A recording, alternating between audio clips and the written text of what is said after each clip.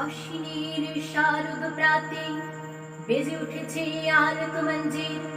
ধরণীর বহিরাকাশে অন্তরিত মেঘমালা, প্রকৃতির অন্তরাকাশে জাগরিত জ্যোতির্ময়ী জন্মা